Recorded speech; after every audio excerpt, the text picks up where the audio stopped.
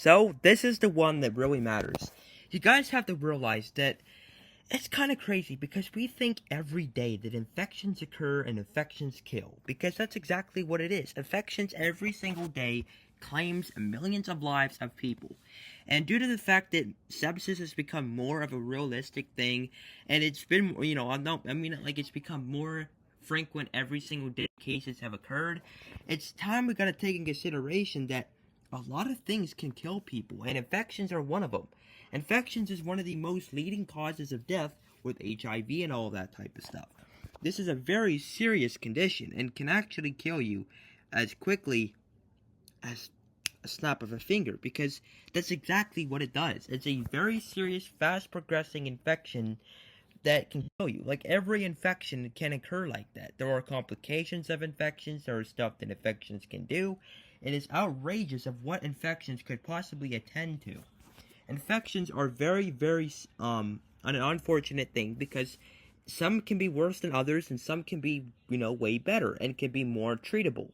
While others can be a lifelong thing that can cause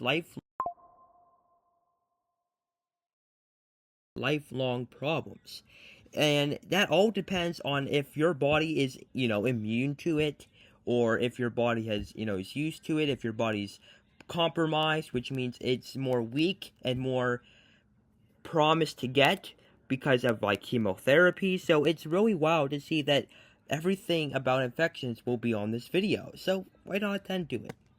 Signs of infections. So this is the timeline. Now first, this is in the body or on the cut. So you're going to realize that let's see, you have an infection like the flu, or you have stuff like that. You're going to have the flu or stuff like that because that's an infection. You have the flu, and you think it's nothing, which of course it isn't really much, and all that, and you start to realize something. And then you see on your finger you have a cut. So let's just say you have, let's see, just like a 1-inch cut, like a paper cut. For an example, you have a paper cut.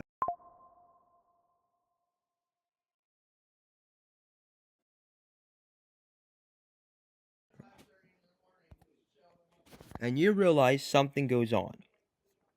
So then, a couple days later, sorry guys, my head's really hurting, like my eyes are. And it makes me have to, okay, so stage 2. Redness all over the cut, usually spreading outward. So you start to realize also that you have a cut that has like a line going through it. You see that there's like a big red going down it, and it kind of feels warm. So you start to realize that something is wrong.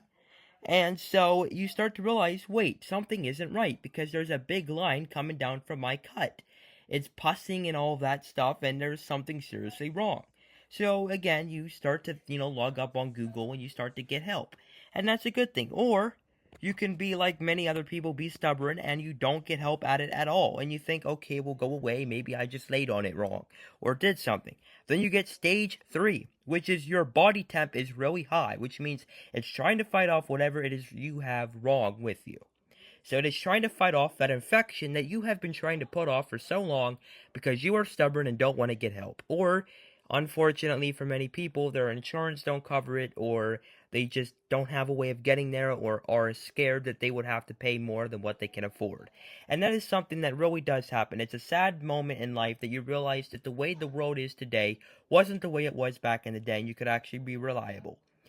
And then you start to realize that for your sepsis, you're in sepsis. You start to realize that now you are feeling the most agonizing pain your life has ever gave you, the most pain you've ever been in, the pain of the life that you have. Oh, it is like so horrible. You're sweating like heck. You're sweating like profusely. You have a high fever like 103 to 104. And you start to realize your blood pressure is extremely low. And you start to realize you have tachycardia, which is a high heartbeat of 100 or more. And you realize that your heartbeat's almost like SVT, 250. And you start to realize that your heartbeat, it's not all the cases are like that, but your heart rate's still above 100 because your body is kicking it in overdrive and it is still not winning against a fight between KSI and Logan Paul. And you start to realize that something isn't right. And then, finally, septic shock. This is something that happens for people that even when you get help, there are still some percentage of cases that lead to septic shock, which is the last stage, which means you're in rapid organ failure, your organs are rapidly shutting down, and you're now officially in death. You are officially dead.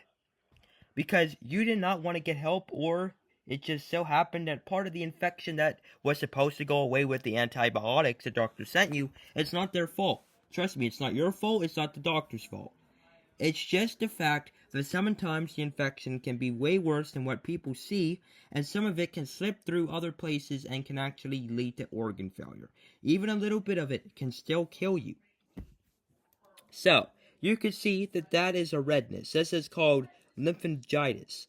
Now, this right here are the lymphatic nodes. Basically, you have vessels, and in any part of your body, that's where they are. You can see that there is a big redness. Okay, there is redness increasing from that cut or from that scratch that's opened. Now, you want to always make sure you realize any type of cut. I don't give a crap if it's a baby cut, a little cut on your finger from a paper cut. Any bacteria can get in there and will kill you. It can lead to staph infection. It can lead to necrotizing fasciitis. It can lead to anything. You got to realize that if you see this cut and it's spreading, get to help immediately, because that type right there is an instant warning that your body is something is definitely wrong. Anytime you start to realize that if you have a cut, you see there's a big line going down it, make sure to finally get that help, because you're going to need it very soon, as that is a warning sign that death will occur very, very shortly if you don't get help, because that's a sign that your body is actually in a very, very bad state and is not in the best state of mind, which means it will kill you most likely without treatment. It means the blood or your infection has spread elsewhere, and it's actually getting inside your bloodstream as you're speaking. Now, if you realize that, well, I'm making this video and you see that, well, don't keep watching. You go to the ER, man. I don't want to be the reason you're not here because you couldn't stop watching this video. I know it's entertaining, but get the help that you need to get if you realize you have this. Alright, anyhow, now you're going to realize this girl over here, getting her temp, you can see she's not feeling well. You're not going to feel well if you have this.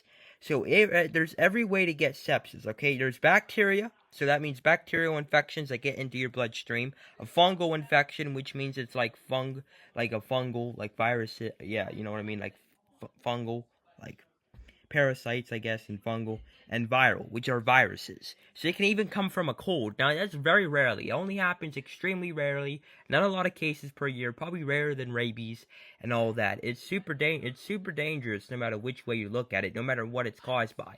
No matter what the infection it's caused by, sepsis is still going to be severely as bad no matter what it's from. Now, the infection that caused it also might be worse than other causes, but that doesn't mean that if it's a way less severe, that means, sepsis will be. That is never the case scenario. So it takes a few weeks to even a month. Sometimes it can take quicker than that. Sepsis is a complication to any infection. Now you have to realize, without an infection, sepsis ceases to exist in your body. You don't have sepsis building inside you every day. Unless you have an infection, don't have to worry about coming down with this, because it only happens with an infection. Now, one cool thing that not a lot of people know about, it's very disturbing sometimes to many people, is actually the fact that sepsis can actually be caused by meningitis. Now, another way you can look at it is sepsis can actually cause meningitis, and it can be caused by meningitis. And meningitis can cause sepsis, and meningitis can be caused by sepsis, and can cause sepsis. They are all life-threatening emergencies, no matter which way you're looking at it, so you do want to get help immediately. So bacterial infections are caused by small single-cell organisms called bacteria that invade the body. These infections can affect your skin, lungs, brain, blood, and other parts of your body. You get them from single-celled organisms multiplying or releasing toxins in your body. General symptoms of bacterial infections include fever, chills, exhaustion, and headache. Now watch this. I have this thermometer over by me, and I'm going to use this to show you what it's supposed to be. Now you're going to grab your thermometer, and you're going to take your temp. I usually take mine by my forehead. Now,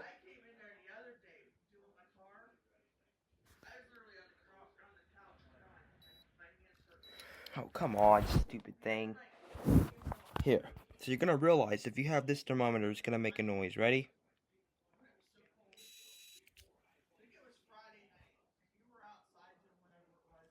"98. 98.0. That is your temp. So there you go. Mine is 98.0. Now, that's normal. 98.6 is normal. So anything above that is still normal, unless it gets up into the hundreds. That's when you have to really worry.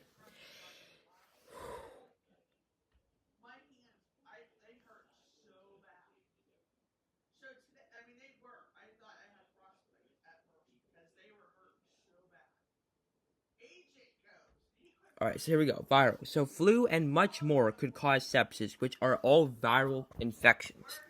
So yeah. Moving on. Oh, I can't forget it. Okay.